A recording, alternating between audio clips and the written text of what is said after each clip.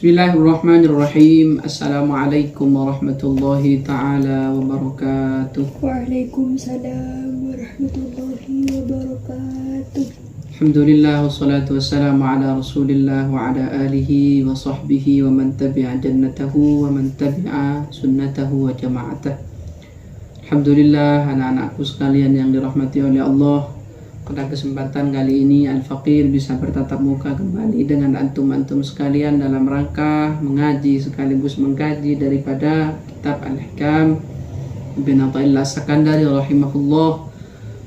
Semoga dengan kita membaca, menelaah sekaligus menangan-angan apa yang beliau tulis ini menjadi tambahan ilmu yang barokah dan bermanfaat bagi kita, amin. Dan semoga ini menjadi penyebab kita nanti dibersamakan dengan beliau oleh Allah Subhanahu wa taala kelak di yaumul qiyamah, amin.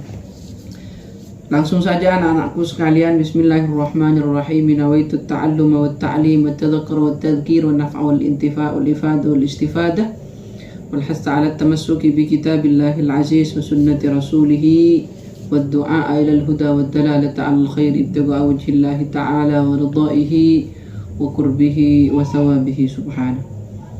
Ila an qala al musannif liyakilla ma tafrahu bihi maka yakilla ma tahzanu bihi. Ini keren anak-anakku sekalian, ini luar biasa. Apa kata beliau itu? Ini konsep hidup yang sederhana tapi menyenangkan. Konsep hidup yang baik tapi tidak membosankan. Ini konsep hidup yang baik seperti ini. Apa kata beliau? Liyakilla ma tafrahu bihi maka yakillah ma tahzanu bih. Usahakan sedikit sekali apa yang bisa membuatmu senang, maka akan sedikit sekali apa yang bisa membuatmu susah. Betul memang, ini tidak bisa disangkal bahwa ini memang benar gitu. Usahakan sedikit sekali apa yang bisa membuatmu senang, maka endingnya akan sedikit sekali pula apa yang bisa membuatmu susah. Kalau kita menginginkan sesuatu yang besar misalnya, maka gimana? Kita harus mengeluarkan banyak pengorbanan. Untuk bisa mendapatkan kehidupan yang baik, maka kita harus juga mengorbankan yang baik. Itu konsep umumnya. Tapi di sini lebih ke keseharian kita. Maka usahakan sedikit sekali apa yang bisa membuatmu senang lah. Tidak dengan apa ya? Kadang karena kita itu terbebani dengan standar kehidupan. Melebihi dari standar kehidupan itu yang kemudian hidup kita itu menjadi beban bagi kita. Andaikan kita itu mikirnya seperti ini, kalau dengan yang sedikit itu cukup, ngapain untuk mencari yang banyak? Maka dalam hadis Rasulullah SAW menyatakan seperti ini, maqalla wa kafa khairun mimma kathura wa alfa. Sedikit tapi itu bisa membuat kamu cukup dengan yang sedikit itu jauh lebih baik daripada yang banyak tapi membuat kamu itu terlena, bisa menjadikan kamu itu lupa dengan segalanya. Itu kan cuma keren bagi kita itu untuk diingat-ingat dan kemudian diaplikasikan dalam tindak hidup kita. Maka liyatillah ma tafrahu bih, usahakan sedikit sekali apa yang bisa membuatmu bahagia, maka yakillah ma tahzanu bih.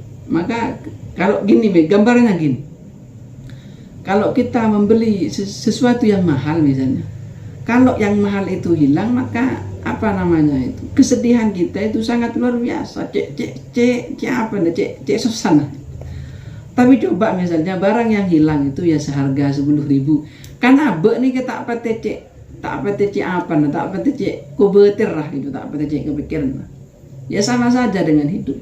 Kalau hidup kita itu gini misalnya, kalau untuk bisa bahagia dengan sekian banyak syarat, kapan kita mau bahagia?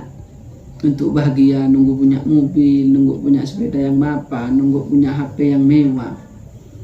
Itu hanya apa sebenarnya ya?